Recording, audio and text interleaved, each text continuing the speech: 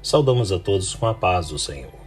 Hoje nós estamos meditando no Evangelho segundo Mateus, no capítulo 13, do verso 10 ao 17. O nosso tema, a razão das parábolas.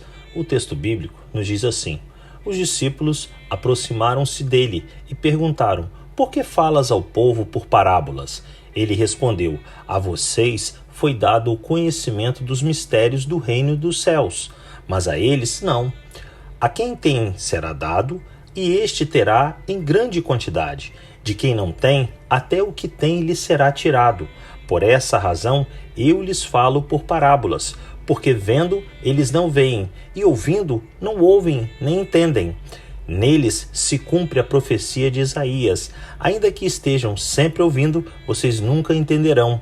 Ainda que estejam sempre vendo, jamais perceberão. Pois o coração deste povo se tornou insensível.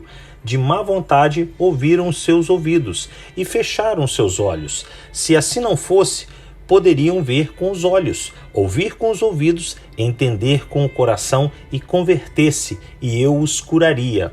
Mas felizes são os olhos de vocês, porque veem, e os ouvidos de vocês, porque ouvem. Pois eu lhes digo a verdade: muitos profetas e justos desejaram ver o que vocês estão vendo, mas não viram, e ouvir o que vocês estão ouvindo, mas não ouviram.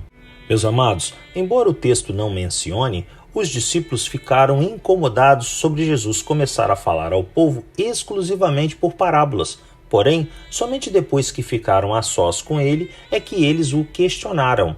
Marcos 4:10. O mestre respondeu-lhes que as parábolas tinham uma função tanto de revelar as verdades divinas quanto as de ocultá-las. Os mistérios do reino dos céus a que o nosso Senhor se referiu eram as verdades que foram ditas de forma implícita no Antigo Testamento e que agora, com a sua vinda e o anúncio do Evangelho, estavam se tornando claras como água, mas apenas para os discípulos. Já para os líderes religiosos e judeus, de forma geral, que estavam rejeitando o Messias e insensíveis às verdades espirituais ditas por ele, aconteceria de forma oposta. Eles ficariam cegos e surdos, sem nada compreenderem sobre a natureza espiritual do reino de Deus. Neles se cumpriria a profecia de Isaías, registrada no capítulo 6 do livro de Isaías, do verso 8 ao 10, que diz: então ouvi a voz do Senhor clamando: quem enviarei? Quem irá por nós? E eu respondi: eis-me aqui, envia-me a mim.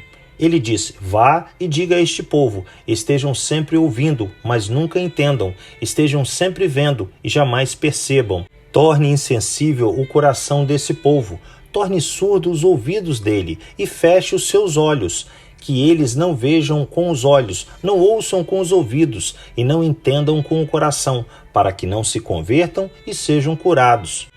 Meus amados, Cristo finalizou a sua resposta aos discípulos afirmando que eles eram felizes, porque podiam ver e ouvir as verdades divinas através dele, o enviado de Deus, aquilo que muitos servos no passado tinham desejado ardentemente. O fato do Senhor utilizar de parábolas para ocultar as verdades celestiais dos religiosos serviu como juízo para aquele povo incrédulo, assim como acontece nos dias atuais para os que rejeitam o Evangelho. Ao mesmo tempo, aos fiéis que o aceitaram como seu Senhor e Salvador, têm acesso direto aos mistérios do reino dos céus, da mesma forma como foi concedida no passado aos discípulos. Feliz aquele que crê no Evangelho, a revelação do plano de Deus na pessoa de seu Filho amado, Jesus Cristo. Que Deus assim nos abençoe em mais esse dia de meditar na sua palavra.